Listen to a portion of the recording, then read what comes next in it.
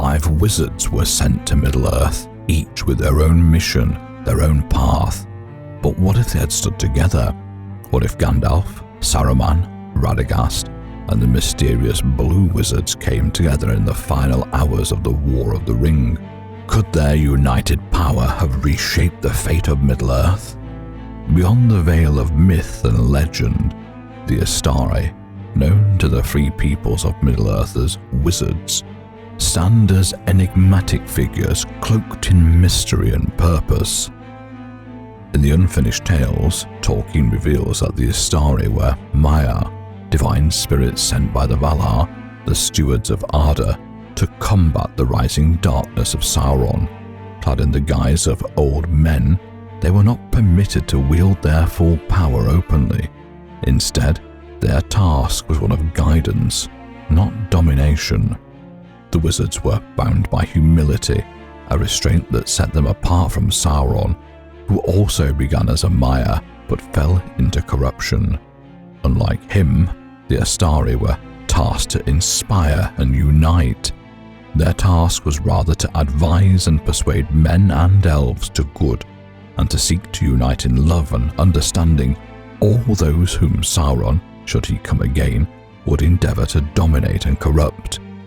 Their mission was one of wisdom, not war, a reflection of their name, for Istari in Quenya means those who know. But this great mission came at a cost. By taking on mortal forms, the wizards were subjected to the burdens of flesh, weariness, doubt, and even the risk of failure. Tolkien explains this limitation in the Letters of J.R.R. Tolkien. For they must be mighty, peers of Sauron, but must forego might and clothe themselves in flesh, so as to treat on equality and win the trust of elves and men. This balance of immense power and deliberate restraint defined their role in Middle-earth and ultimately shaped their fates. Thus the Istari were sent, a company of 5, each with their own path and purpose. Among them were Gandalf the Grey, Saruman the White, and Radagast the Brown, who arrived together in Middle-earth around the year 1000 of the Third Age.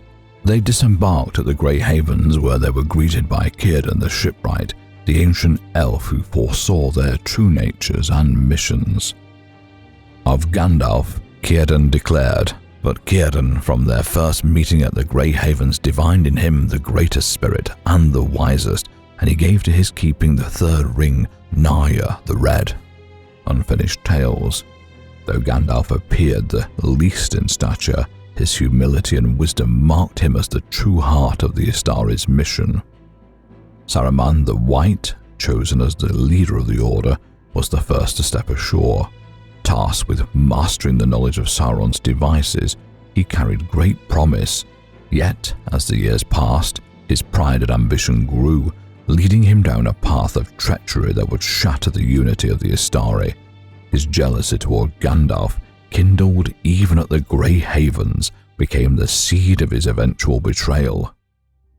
Radagast the Brown, the gentle steward of the natural world, was deeply attuned to the creatures and landscapes of Middle-earth.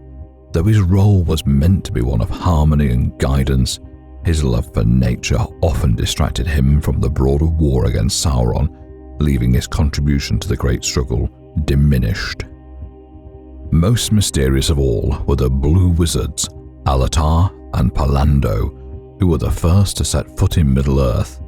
Unlike Gandalf, Saruman and Radagast, they arrived thousands of years earlier, during the Second Age, around the time Sauron forged the One Ring and built Barad-dûr. Their mission took them far into the east, to lands darkened by Sauron's influence, and beyond the borders of Númenórean reach.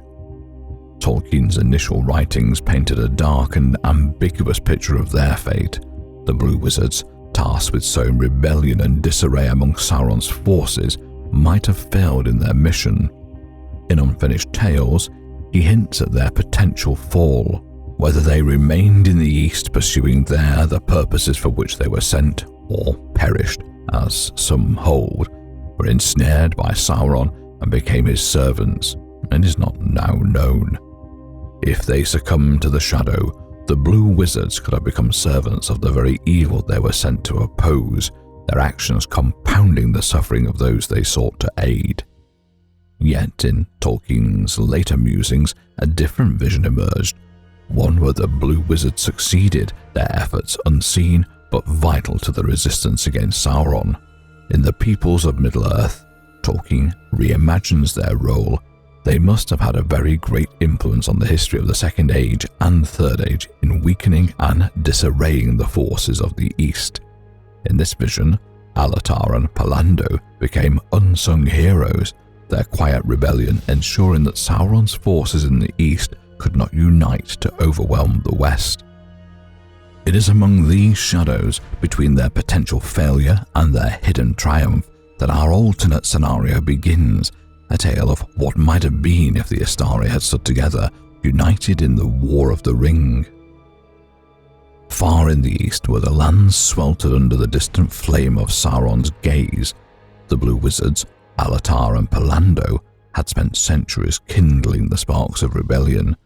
Tribes of men, long oppressed by Sauron's emissaries, began to rise. The seeds sown by the blue wizards grew into defiant armies, disrupting the Dark Lord's dominion. For every soldier he summoned to the Black Gate, unrest in the east demanded another. The unified march of his forces, so meticulously crafted, began to falter. Meanwhile in the west, Gandalf the White journeyed tirelessly, rallying the free peoples and urging them to prepare for the decisive confrontation. His foresight guided the Fellowship of the Ring, but the struggle ahead demanded more. As word of the blue wizard's success reached him, carried by the swift wings of Radagast's eagles, Gandalf saw an opportunity to unite the Istari for the first time in an age. Radagast the Brown, long secluded in his woodland refuge, answered the call. He emerged with the strength of the natural world at his side. The great eagles, wolves, and beasts of the forest became his allies, ready to tip the balance of power in the coming battle. Radagast's connection to the living world offered a counter to the mechanized forces Sauron had bred for war. His beasts moved with instinct and purpose, unshackled by fear of the shadow. Saruman, the fallen leader of the Istari, lingered in the ruins of Isengard, his thoughts clouded by pride and regret. Yet Gandalf's words from their confrontation at the tower echoed in his mind. "You have become a fool, Saruman, and yet pitiable. You might still have turned away from folly and evil and have been of service." These words struck deep, cutting through the layers of arrogance and bitterness that had long consumed him. At last, Saruman made his choice. Stripped of his title and power, he journeyed to join the Istari, his once proud robes now tattered, his staff a shadow of its former glory. When he arrived at the encampment of the blue wizards, Gandalf greeted him, not with anger, but with hope.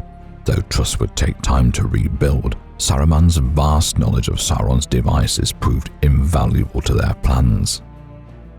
For the first time since their arrival in Middle-earth, all 5 wizards stood together. Gandalf, their guiding light, forged their efforts into a single purpose. Lotr and Pallando brought with them the strength of men from the east.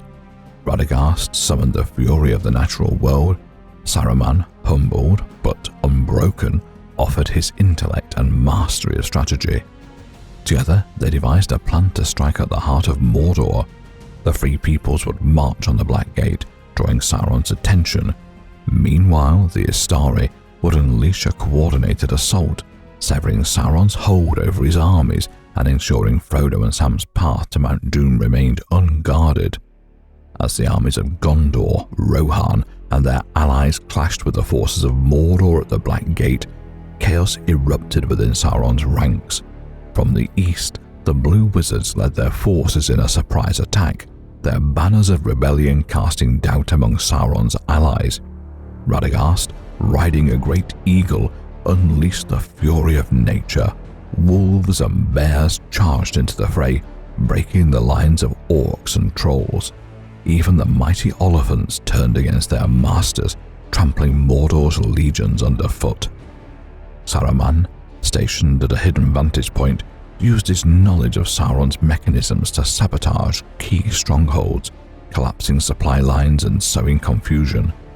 Gandalf, wielding Narya, stood at the Black Gate, rallying the free peoples and holding their ground against the endless tide of Mordor's armies. In Mordor itself, the final act unfolded.